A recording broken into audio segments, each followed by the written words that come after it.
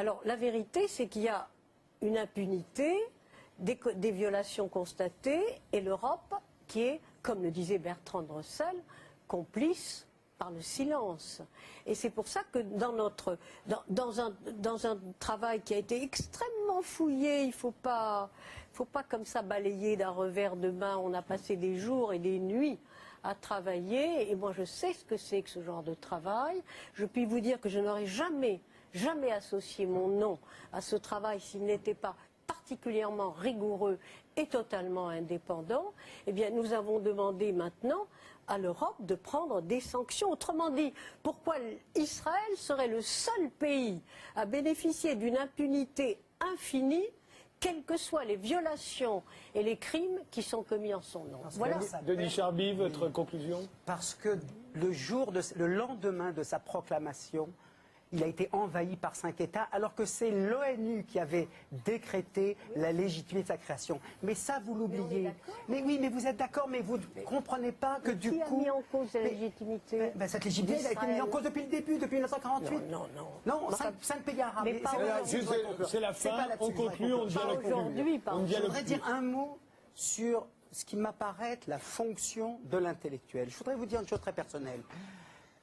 Je suis mal à l'aise d'être ici parce que je vous ai toujours admiré. Vous, Gisèle Halimi, quand j'étais jeune adolescent, je lisais La cause des femmes, le procès de Bobigny, le procès d'Eck, vous, Stéphane Hessel, pour votre exemple de grand résistant. Ce n'est pas Israël qui nous sépare. Vous avez décidé d'être pro-palestinien, j'ai décidé d'être pro-israélien. Non, mais très bien. Le problème n'est pas là. Le problème, c'est de savoir... Qu'est-ce que vous faites avec votre engagement pro-palestinien? Qu'est-ce que je fais avec mon engagement pro-israélien? Ce que je fais avec mon engagement pro-israélien, c'est d'aller à la rencontre des Israéliens et de les convaincre que la solution des 2 États est la seule et l'unique.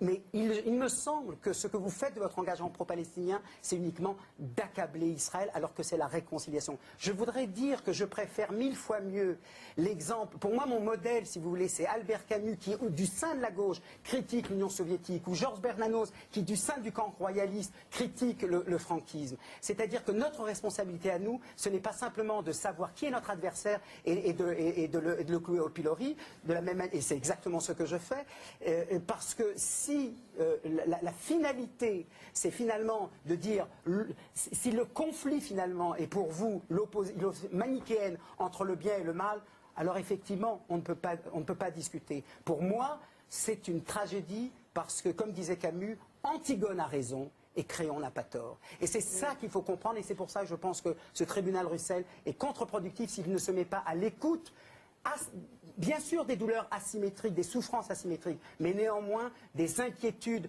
de survie existentielle. Israël est le seul pays où les gens sont convaincus que peut-être dans 50 ans ils disparaîtront. Vous connaissez un pays puissant avec l'arme nucléaire qui a cette inquiétude-là? Moi je n'en connais pas.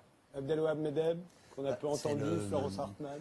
Écoutez, le problème israélo-palestinien est une tragédie, ça vient d'être dit, cette double légitimité, le péché à l'origine, un lion qui est habité par la peur, des moutons qui se prennent pour des lions de l'autre côté, c'est terrible, alors que ce qu'il y a à faire est évident.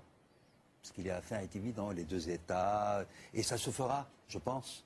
Je pense que ça se fera. Je pense.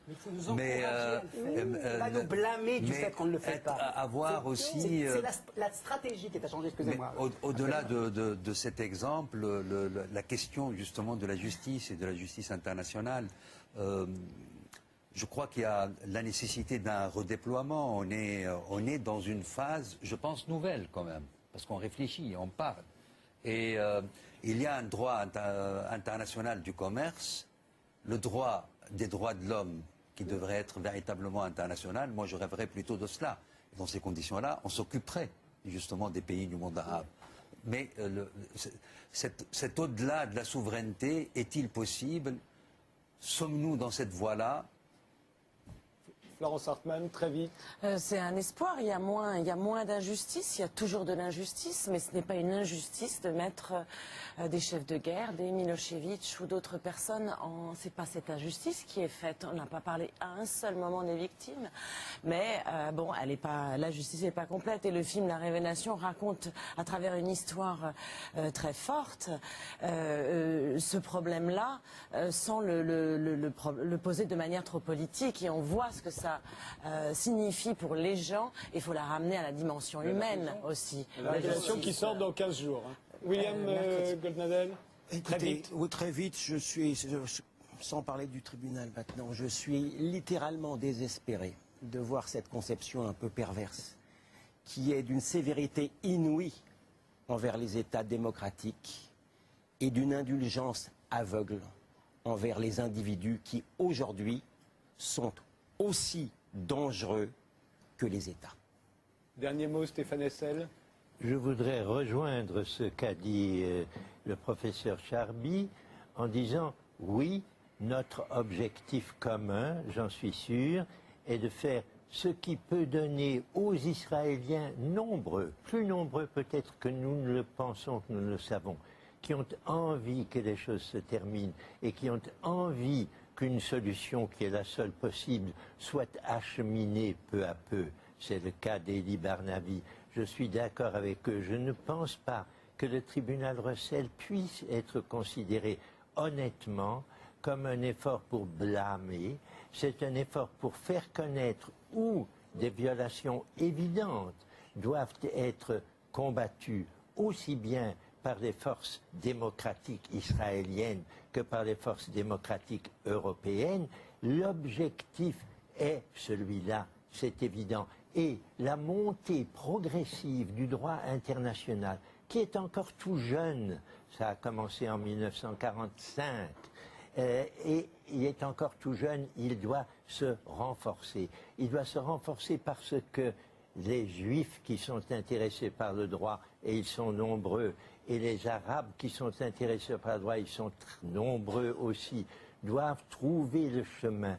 Et le tribunal Russell n'a d'autre effort que de montrer clairement où sont les violations et comment elles peuvent être surmontées. Merci tous les 7 d'avoir participé à cette émission.